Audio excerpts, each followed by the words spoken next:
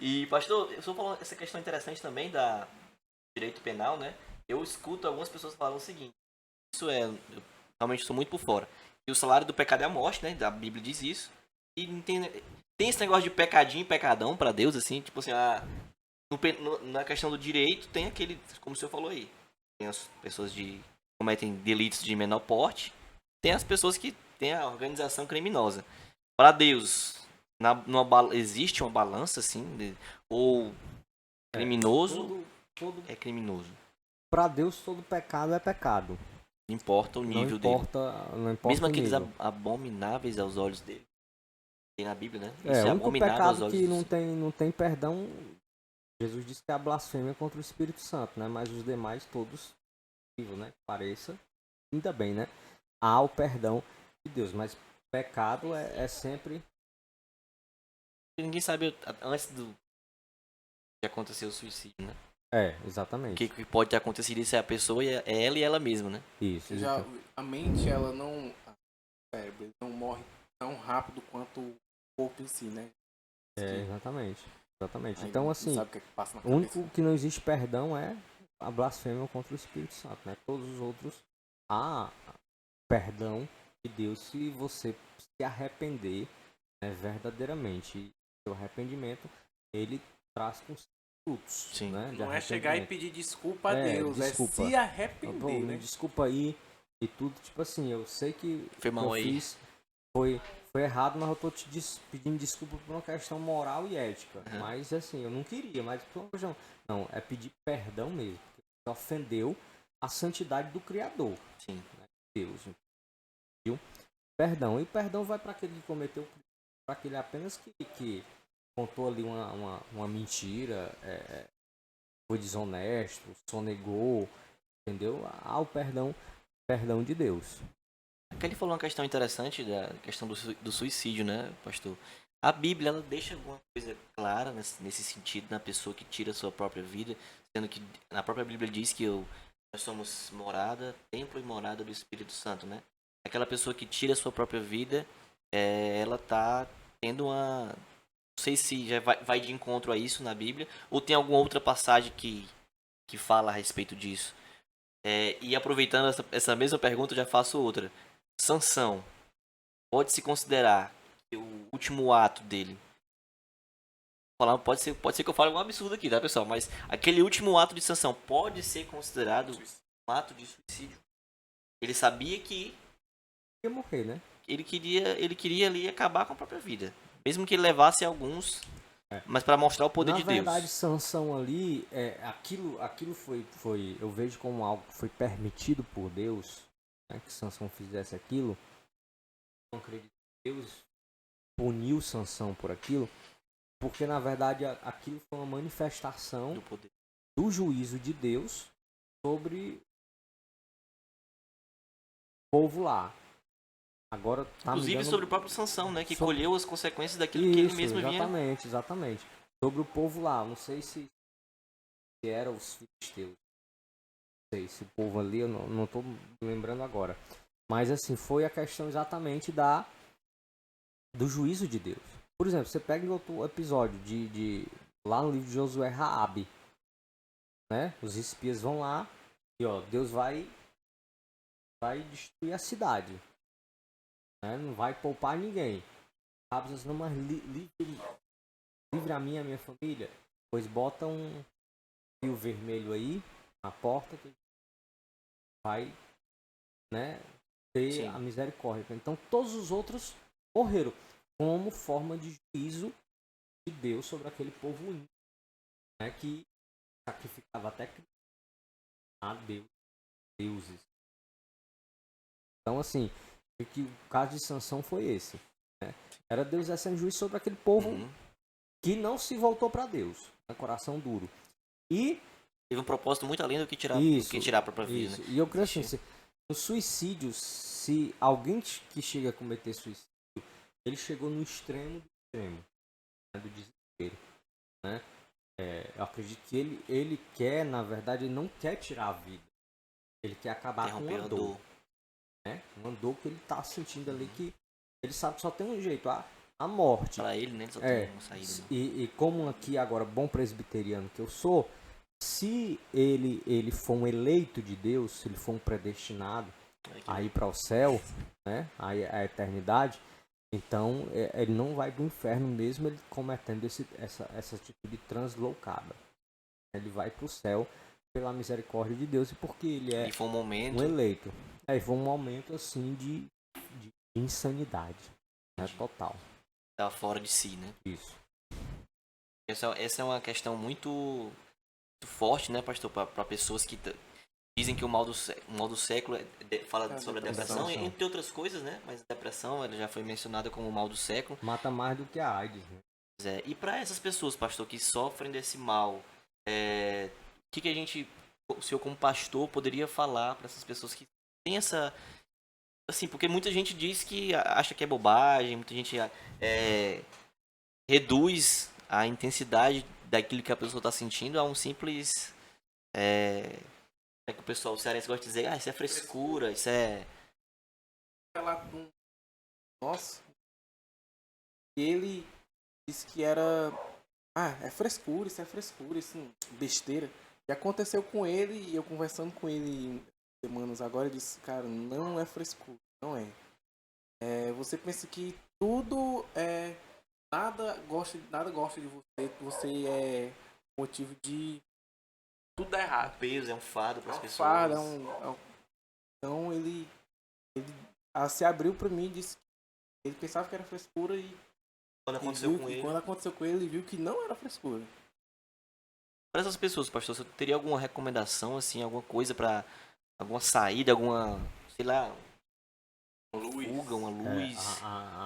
Eu sempre costumo dizer que a depressão ela é uma doença que ela não escolhe faixa etária, não escolhe cor, não escolhe classe social. Então ela está presente em todos os segmentos da sociedade, né? Até pessoas na Bíblia mesmo, que estão na Bíblia, sofreram da depressão. Elias foi um. Elias ficou tão deprimido que Elias pede para si a morte, né? E uma das razões da depressão de Elias, apesar de já ter lido muitas coisas, eu acredito que foi exatamente porque Elias tirou os olhos de Deus e colocou naquele momento nas circunstâncias da vida, né? E a gente sabe que a depressão vem de uma frustração, a depressão vem do luto, a depressão vem de uma traição.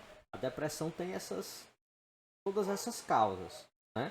Às vezes é questão exatamente biológica. Eu como pastor, tenho muito bom senso com essas questões. Por quê? Porque a gente aconselha, a gente orienta pessoas. Então, às vezes a gente pega pessoas que estão com depressão, né? E a gente sabe que a gente vai orar ali naquele momento, mas aquela oração ela não vai surtir o efeito de curar imediato, né, a depressão. Então o pastor tem que ter essa sensibilidade de que ele sozinho não pode fazer tudo. Tipo, eu posso aconselhar, eu como pastor, por ter feito a cadeira de psicologia pastoral, tenho que saber detectar quando é problema de ordem espiritual, quando é emocional. Se for emocional e eu entendo que a depressão está no início, dá para a gente caminhar com algumas sessões de aconselhamento pastoral, se assemelha muito à terapia, né, na psicologia. Então vai algumas sessões de aconselhamento pastoral, de conversa, de abrir o coração mesmo, né, e tudo, de tentar curar ali a ferida que foi aberta pela traição, pela frustração, pelo abandono, pelo luto. Mas chega um momento que você percebe, não, isso aqui você precisa procurar um profissional. Uhum. Aí o pastor deve aconselhar a procurar um psicólogo, né, ou até mesmo um psiquiatra para que possa entrar numa terapia medicamentosa, que vai ajudar, né? Porque assim, quando eu digo assim, Deus está agindo, Deus age pelo extraordinário. Eu estou aqui, olho por alguém que está com depressão, a pessoa já não tem mais depressão. Mas Deus age no ordinário, no medicamento, na medicina, né? Por meio do psicólogo, por meio do psiquiatra. O psiquiatra que a pessoa está doida. Não é isso, né? Porque o psiquiatra é o que pode receitar o remédio. Então você vai tomar o remédio. E E Deus vai agir pelo remédio. Porque o remédio é um instrumento que Deus Sim. criou para o bem do ser humano. Sim. Eu não posso lançar mão dos instrumentos Uhum. que Deus criou para o meu bem. Entendeu? Verdade. A gente viu aí a questão do negacionismo. Né? A questão da turma do não vacinarás. Né? Verdade. Então, não roubarás, É não um perigoso furtarás, isso, não né? adulterarás, não vacinarás. Né? Não vão se vacinar. Né? Mas a ciência é um socorro que Deus criou. A gente não pode lançar a mão da ciência. Com certeza. Né? E tudo. Então, assim, eu faço assim. Né? Eu não digo para ir para a sessão de descarrego, eu não digo para ir para campanha. Não. Olha, você precisa de um psicólogo. Talvez. Então a gente vai começar isso junto. Vai começar a caminhada. Enquanto a pessoa tá lá, ela tá tendo aconselhamento pastoral. Semanalmente Sim. orando, pessoa, lendo a Bíblia com uma pessoa. Falando da personagens bíblicos que venceram a depressão. Entendeu? Depressão hoje pega até crianças. Né? Crianças. E qualquer um, pastores e tudo mais. Basta, às vezes, alguma coisa, né, que externamente aconteceu. Ou a questão também é hormonal. Geralmente eu aconselho. Eu faço uma bateria de exames que Sim. o psiquiatra vai pedir. Né? Faça lá uma bateria de exames para levar já para o psiquiatra. Então tem que ter essa questão, que é espiritual. Chegar uma pessoa com um braço quebrado, pedindo ajuda ao pastor, o pastor vai pedir para ela ir pro médico engessar Exatamente. para um médico dizer o que é para ela fazer, né?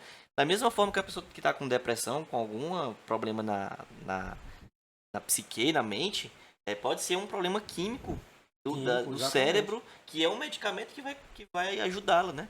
Assim como a pessoa que quebrou o braço, vai fazer Todo né, tratamento. todo tratamento, a botar o pessoa gesso, tá? pode ser só um problema Fisioterapia. químico ali, uma disfunção, alguma coisa. E um medicamento vai surtir um efeito. Vai surtir o efeito. E às vezes você vai passar um tempo e depois você já não precisa mais daquele medicamento. Vai entrar a fé aí também. Sim, verdade, Entendeu? a fé é muito importante, né? Inclusive, quando eu vou entrar de novo no assunto, posso falar eu posso falar de novo posso dar o teu exemplo, o teu testemunho aqui? Quando a minha esposa, tá, pessoal, pra quem não sabe, ela fez uma cirurgia na cabeça e o médico, que é cirurgião, que atendeu a gente, ele falou muito a questão, a gente não falou nada, perguntou se lembra se ele perguntou se a gente tinha alguma religião, se tinha alguma fé. Ele perguntou, disse assim, ó, é muito importante que vocês tenham uma religião, uma fé. E a fé, eu acredito, ele falou, ó, doutor, não lembro, doutor Edilson, acredito que a fé ela é um grande auxiliar na medicina. Eu, quando eu vou fazer uma cirurgia, antes de entrar na sala de cirurgia, eu oro, eu peço a Deus que me ajude, que me faça de instrumento nas mãos dele. Ele disse isso, né? E quando ela entrou na sala de cirurgia, que já estava lá 3 horas de cirurgia, ele saiu, né? Tinha outras pessoas lá fazendo a cirurgia ainda. Ele saiu para dar um parecer como é que estava a cirurgia, e ele disse assim, olha, eu queria só falar o seguinte, a cirurgia está sendo um sucesso, grande parte disso é o estado de espírito que ela entrou na sala de cirurgia, entrou sorrindo, entrou brincando, ela entrou leve, então era isso que eu pedia, né, para ela vir com a fé, acreditar, porque o organismo, o corpo ajuda, por isso que às vezes tem pessoas que vão fazer uma cirurgia simples, acabam desfalecendo, né? E pessoas que vão fazer uma cirurgia tão complexa quanto ela, que era próxima ali ao cerebelo, ele falou o seguinte, olha, se eu fizer uma cirurgia bem sucedida, ela pode ter uma sequela motora. E ainda pode ser considerada bem sucedida. De tão complexa que é. E ela não teve sequela nenhuma. Então isso eu acredito grande parte que foi na força da fé que ela entrou naquela sala, estado de espírito que ela chegou. Isso eu tenho muito orgulho sempre quando eu lembro. Fica emocionado.